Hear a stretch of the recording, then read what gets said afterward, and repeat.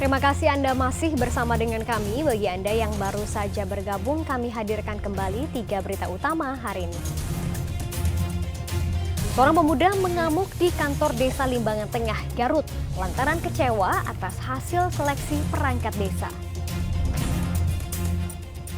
Tak terima hasil sistem zonasi sekolah di Kota Bogor, orang tua bawa sertifikat tanah hingga PBB sebagai bukti lokasi rumah yang dekat lokasi. Telah dibangun sejak 10 tahun lalu, akhirnya jalan tol Cilenyi-Sumedang-Dawan Cisumdawu akhirnya resmi beroperasi.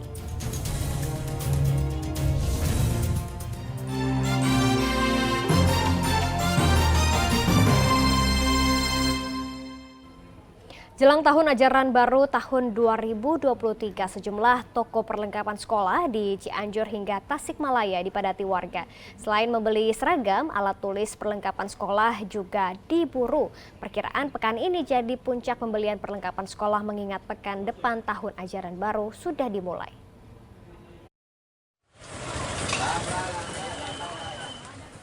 Antre dan berdesakan untuk membeli seragam sekolah sudah jadi pemandangan rutin setiap jelang tahun ajaran baru. Seperti yang terlihat di salah satu toko perlengkapan sekolah di Jalan Siti Jenab, Desa Pamoyanan, Cianjur. Meskipun harga seragam sekolah naik, orang tua siswa tidak mempermasalahkannya. Sebab jika menjahit seragam sekolah, ongkosnya jauh lebih mahal. Ramainya pembelian seragam sekolah disambut baik pedagang. Apalagi selama pandemi COVID-19 lalu, minim pembelian seragam karena siswa belajar dari rumah. Sampai saat ini sudah terjual 300 pasang seragam sekolah. Angka ini naik 2 kali lipat lebih dari hari biasa. Warga Tasikmalaya juga ramai berburu seragam sekolah. Mereka membawa anak mereka agar seragam yang dibeli sesuai dengan ukurannya. Selain seragam, orang tua juga membeli beragam alat sekolah, mulai dari alat tulis hingga buku diburu di sejumlah toko swalayan. Bahkan beberapa toko memutuskan buka hingga malam hari. Permintaan seragam dan perlengkapan sekolah meningkat jelang tahun ajaran baru. Diperkirakan pekan ini jadi puncak pembelian seragam dan alat sekolah mengingat pekan depan sudah masuk tahun ajaran baru. Rendra Gosali dan Eko Setiabudi melaporkan dari Cianjur dan Tasikmalaya. Kita ke informasi lainnya, orang tua peserta PPDB protes di SMA Negeri 1 Kota Bogor. Mereka tak terima dengan hasil penerimaan siswa lewat sistem zonasi. Bahkan beberapa dari mereka sampai membawa bukti sertifikat dan pembayaran PBB rumah demi meyakinkan panitia. 1 meter, ini sangat mengganggu akal waras kita, siapapun. Itu yang ingin kami sampaikan. Orang tua peserta pendaftaran peserta didik baru PPDB ini protes di SMA Negeri 1 Kota Bogor. Mereka tak terima dengan hasil sistem zonasi karena dinilai tidak kredibel. Bahkan untuk meyakinkan lokasi tempat tinggal yang dekat dengan sekolah, sebagian orang tua sampai membawa berkas sertifikat dan bukti pembayaran PBB rumah. Berkas itu ditunjukkan ke panitia PPDB untuk meyakinkan anak mereka benar-benar tinggal di sekitar sekolah. Seperti Jajat, orang tua yang kesal lantaran anaknya tidak diterima lewat sistem zonasi.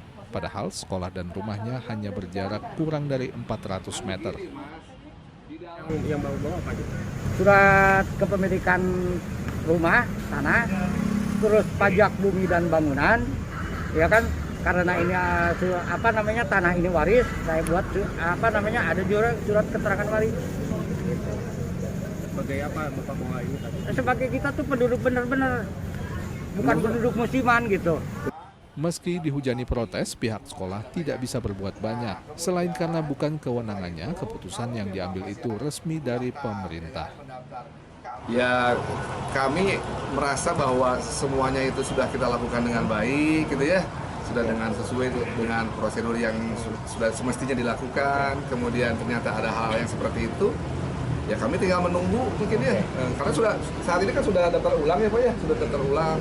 Nah, daftar ulang itu kan sesuai dengan di juknisnya, tahapan-tahapan itu. Pihak sekolah menyarankan orang tua untuk menyampaikan protesnya ke Dinas Pendidikan Provinsi Jawa Barat. Iwan Kurniawan melaporkan dari Kota Bogor.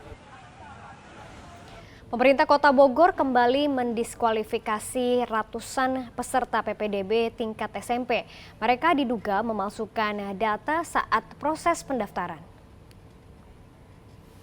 Ada 142 peserta dicoret dari penerimaan peserta didik baru tingkat SMP. Mereka diduga memanipulasi dokumen kependudukan hingga memalsukan alamat saat input data PPDB.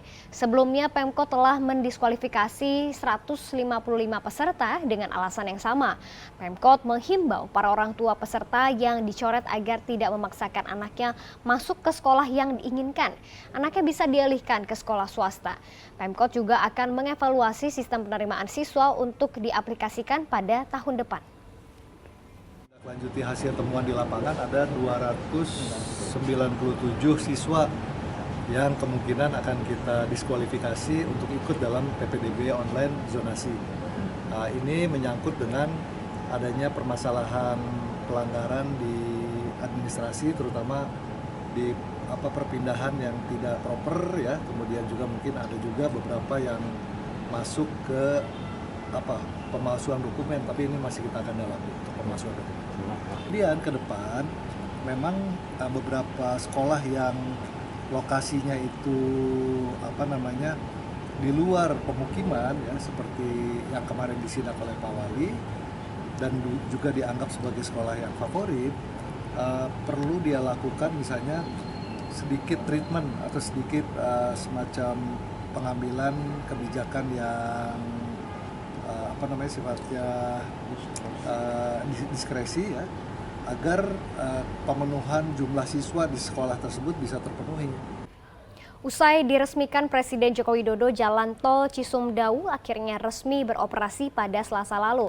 Tol sepanjang 61 km itu menghubungkan dari Cileunyi, Bandung hingga Dawan, Majalengka, serta mempermudah akses ke Bandara Internasional Kertajati.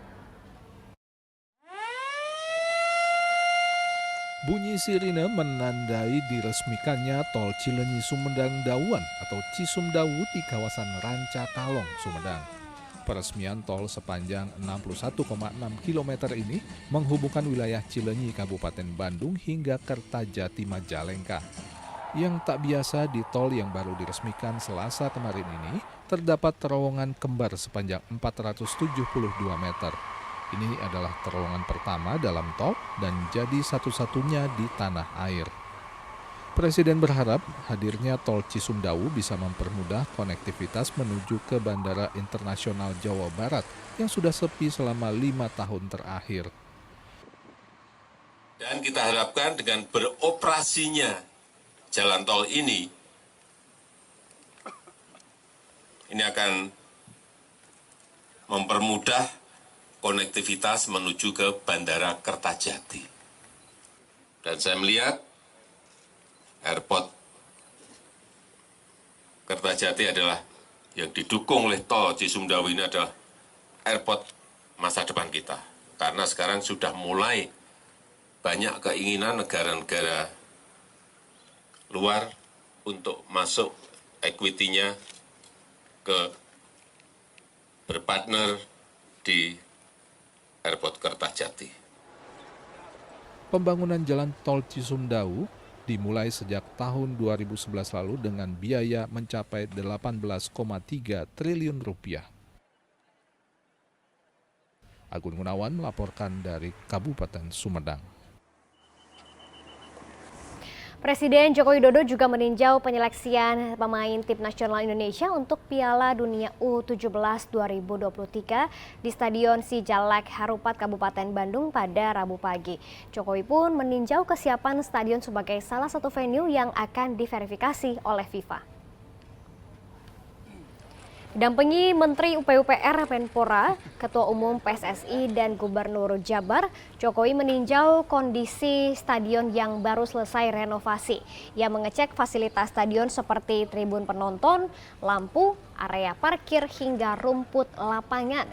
Stadion Sijalak Harupat jadi salah satu venue yang diverifikasi FIFA untuk Piala Dunia U20 lalu, namun untuk Piala Dunia U17 harus diverifikasi ulang. Jokowi juga bertemu 34 pemain yang tengah mengikuti seleksi timnas U17. Presiden berdialog dengan pelatih Bima Sakti dan Indra Syafri terkait persiapan skuad Garuda. Sesuai rencana, Piala Dunia U17 akan digelar pada 10 November hingga 2 Desember mendatang. Indonesia ditunjuk FIFA sebagai tuan rumah menggantikan Peru. Proses renovasi telah selesai, tetapi juga nanti masih dulu pernah dicek oleh FIFA, tapi akan ada proses ulang lagi dari FIFA untuk yang U17, karena yang kemarin dicek untuk U20. Ini yang sudah diperbaiki, baik seatnya, kemudian rumputnya,